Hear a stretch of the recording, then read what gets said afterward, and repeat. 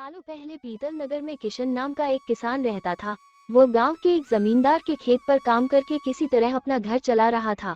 पहले किशन के भी खेत थे, लेकिन उसके पिता के बीमार होने के कारण उसे अपने सारे खेत बेचने पड़े। मजदूरी में मिलने वाले पैसों से पिता का इलाज कराना और घर का खर्च चलाना मुश्किल हो रहा था।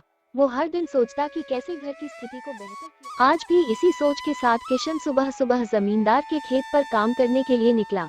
खुदाई करते समय उसकी कुदाल किसी धातु से टकराई और तेज आवाज हुई। किशन के मन में हुआ कि आखिर ऐसा क्या है यहाँ। उसने तुरंत उस हिस्से को खोदा तो वहाँ से एक बड़ा सा पतीला निकला। पतीला देखकर किशन दुखी हो गया। किशन के मन में हुआ कि ये जेवरात होते तो मेरे घर की हालत थोड़ी सुधर जाती। फिर किशन ने सोचा कि चलो अब खाना ही खा लेता हूँ।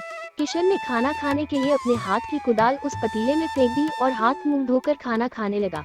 खाना खत्म करने के बाद किशन अपनी कुदाल उठाने के लिए उस पतीले के पास पहुंचा। वहां पहुंचते ही किशन हैरान हो गया। उस पतीले के अंदर एक नहीं बल्कि बहुत सारे कुदाल थे। उसे कुछ समझ नहीं आया। तभी उसने अपने पास रखी एक टोकरी को भी उस पतीले में फेंक दिया। वो एक टोकरी भी पतीले के अंदर जाते ही बहुत सारी हो गई। ये सब देखकर किशन खुश हो गया और उस जादुई पतीले को अपने साथ घर लेकर चला आया। वो हर दिन उस बर्तन में अपने कुछ औजार डालता और जब वो ज्यादा हो जाते तब उन्हें बाजार जाकर बेच आता। ऐसा करते करते किशन के घर की हालत सुधरने लगी। उसने इस तरह से बहुत पैसा कमाया और अपने पिता का इलाज भी करवा लिया। एक दिन किशन ने कुछ गहने खरीदे और उन्हें भी पतीले में डाल दिया। वो गहने भी बहुत सारे बन गए। इस तरह धीरे धीरे किशन अमीर होने लगा और उसने जमींदार के यहाँ मजदूरी करना भी छोड़ दिया। किशन को अमीर होते देख जमींदार मोहन को किशन पर शक हुआ। वो सीधे किशन के घर पहुंचा। वहां जाकर उसे जादुई पतीले के बारे में पता चला। उसने किशन से पूछा, तुमने ये पतीला कब और किसके घर से चुराया? डरी हुई आवाज में किशन बोला, साहब, ये पतीला मुझे खेत में खुदाई के समय मिला था। मैंने किसी के घर चोरी नहीं की है। खेत में खुदाई की बात सुनते ही जमींदार ने कहा, ये पतीला जब मेरे खेत से मिला तो यह मेरा हुआ। किशन ने जादुई पतीला ना लेकर जाने की बहुत मिन्नतें की, लेकिन जमींदार मोहन ने उसकी एक नहीं सुनी। वो जबरदस्ती अपने साथ वो जादुई पतीला लेकर चला गया। जमींदार ने भी किशन की ही तरह उसमें सामान डालकर उन्हें बढ़ाना शुरू किया। एक दिन जमींदार ने अपने घर में मौजूद सारे गहने एक एक करके उस पतीले में डाल दिए और रातों रात बहुत अमीर हो गया। एकदम से जमींदार के अमीर होने की खबर पीतल नगर के राजा तक पहुंच गई। पता लगाने पर राजा को भी जादुई पतीले की जानकारी मिली।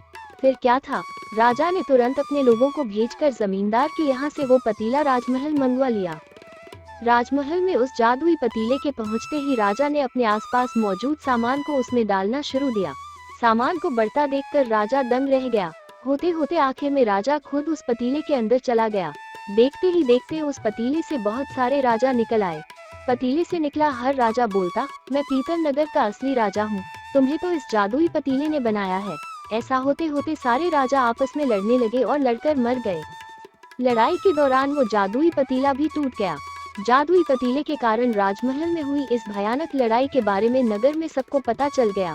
इस बात की जानकारी मिलते ही मजदूर किशन और जमींदार मोहन ने सोचा, अच्छा हुआ कि हमने उस जादुई पतीले का इस्तेमाल सही से किया।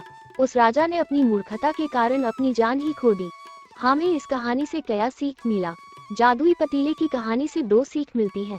पहली की मूर्खता का अंत बुरा ही होता है। दूसरी यह कि हर सामान का इस्तेमाल संभलकर करना चाहिए, अति हानिकारक हो सकती है।